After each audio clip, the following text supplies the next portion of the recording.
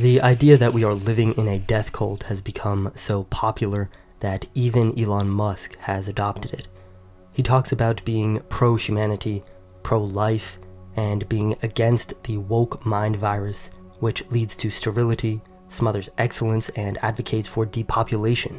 The fact that people are beginning to think in terms of pro-life versus anti-life, life affirmation versus nihilism, a frame which can be traced back to Nietzsche, is a good sign. But the woke death cult versus pro-humanity frame of Elon Musk is very low resolution and only touches the surface of our problem. What does being pro-humanity even mean? If we want to create a society which supports life and allows it to flourish, we must understand what biological life is in the first place. Life is not static. Life is not an on-off switch. Biological life exists on a continuum, and it is always either ascending or descending. When you are young, you are growing, your cells are multiplying until you reach your prime, the peak of your strength and vitality. Then you begin to decline. On the very level of the cell, your body begins to break down. It is built into the very nature of life, of biological organisms, to always be growing, increasing, or declining, and breaking down. We usually don't speak about it this way, but we understand it intuitively. Life and death are not opposing forces which exist in the universe like battling gods. Life is a phenomena, an energy which exists in different degrees of intensity, and it is a departure from the normal state of matter. It actively resists the eroding forces of the world and even counteracts them by growing, something which inanimate objects are not capable of. Therefore, life is an active force. A rock is a rock, but one organism can be more alive than another. We understand this intuitively in our language. Sometimes we say someone is on the brink of death when they are very sick or very old. This phrase indicates that their life is waning, fading, that they are in a state of decline, growing closer and closer to death by the day. In other words, becoming less alive. Again, it is quite strange to think consciously about life as an energy which is not fixed, which is in constant flux and flow, which one can have more of or less of, but we already think and speak about life in this way unconsciously. When someone is full of energy and vitality, healthy and youthful, we say they are full of life. The very word vitality comes from the Latin vitae, meaning life. And this understanding of the nature of biological life is built into our very senses. We are attracted to beauty, youth, and vitality. In other words, healthy, flourishing life. We are repulsed by the sight of the sickly and the old. Ripe fruit is beautiful, while rotten fruit is ugly and repulsive. A desolate landscape, while it can be hauntingly beautiful, is far less striking than a beautiful view of forested mountains. Vitality, when we see it in people and in nature, arouses our sense of beauty and arouses desire in us. Our very instincts point us towards life, and not at all arbitrarily. The difference between ripe and rotten fruit can be the difference between life and death. Aversion to the sickly can be the difference between life and death. Some will say that our senses are simply evolved to point us towards what is helpful to us, as if to diminish them and show that they have no objectivity. They will say that our attraction to beauty and vitality is simply a useful evolutionary tool which tells us nothing about the nature of life or reality. We simply value beautiful mates because beauty is an indicator of health. But why is the desire for beautiful mates and the resultant healthy offspring even desirable in the first place? Why do we compete for the most beautiful mates? We can see that this thing which we call biological life aims at increase, conquest, mastery, not just survival. And of course this is because the organisms which have historically reproduced the most, gained the most mastery of their environment, hoarded the most resources, proliferated their genes. So in life is not just the drive to survive, but the will to increase, expansion, growth, reproduction, the will to create something greater, more vital than itself, this drive towards this thing which we call vitality, this drive towards life itself.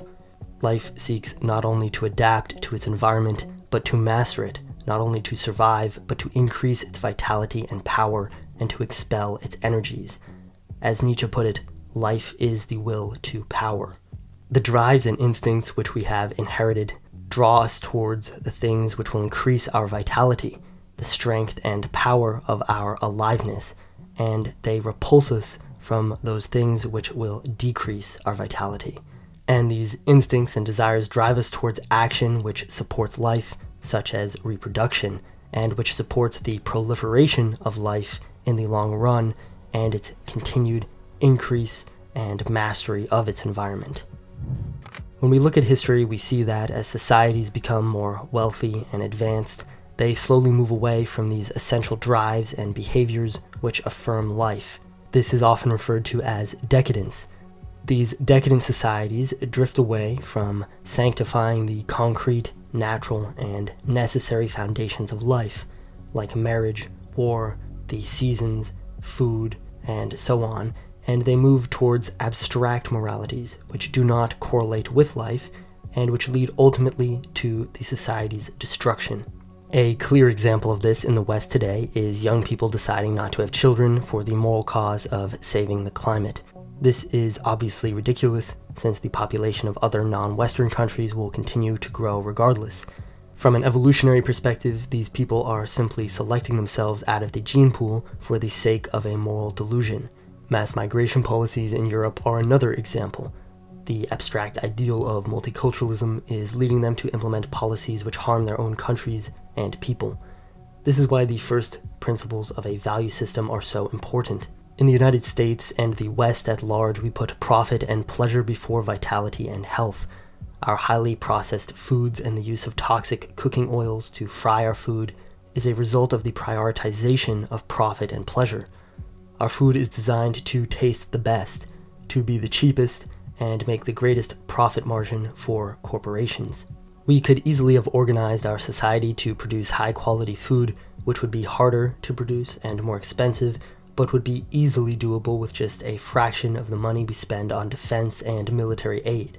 We could drastically reduce, or perhaps even completely eliminate, the health crisis in the United States if we got our first principles straight, and we could have avoided it altogether if we began with the correct first principles.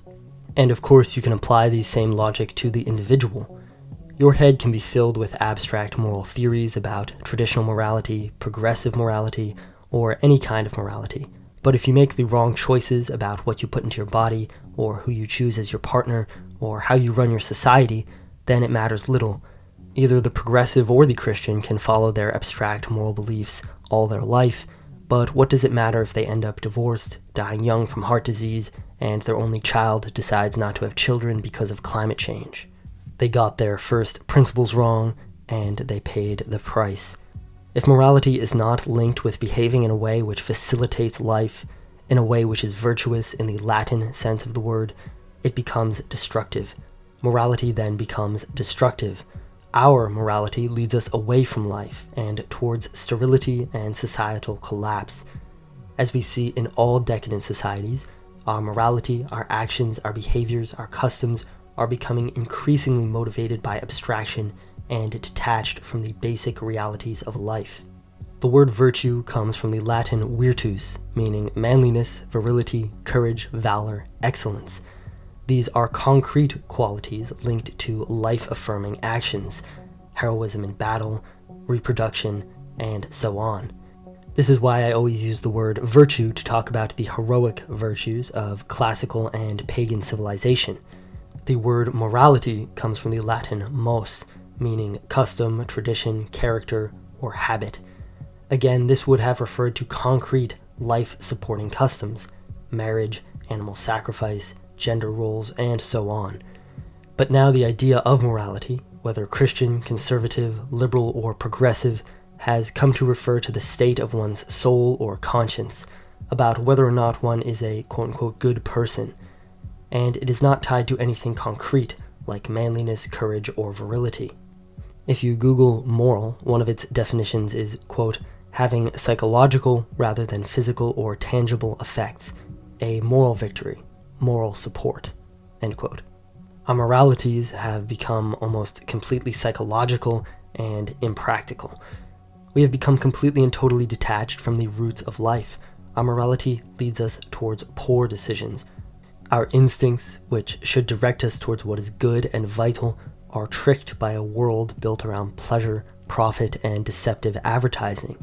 The only solution is a return to a value system based upon vitality, a life-affirming value system like those of all the barbaric peoples who stand at the origins of all civilizations.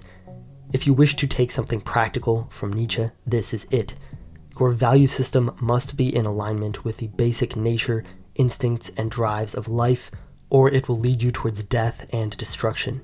This is why Nietzsche revered the ancient Greeks and the spirit of the European pagans. They celebrated and pronounced as holy all the essential elements and drives of life, even those which may seem distasteful to the civilized man: violence, war, sexuality, reproduction. They understood and were intimately acquainted with the nature of life. Their religions, their rituals, their virtues, their ideals all revolved around the cult of life. In Twilight of the Idols, Nietzsche wrote, quote, "I was the first who, in order to understand the ancient, still rich, and even superabundant Hellenic instinct, took that marvelous phenomenon, which bears the name of Dionysus, seriously. It can be explained only as a manifestation of excessive energy, for it is only in the Dionysian mysteries, in the psychology of the Dionysian state, that the fundamental fact of the Hellenic instinct, its will to life, is expressed. What did the Hellene gain for himself with these mysteries? Eternal life, the eternal recurrence of life, the future promised and hallowed in the past, the triumphant yes to life despite death and change, real life conceived as the collective prolongation of life through procreation, through the mysteries of sexuality." End quote.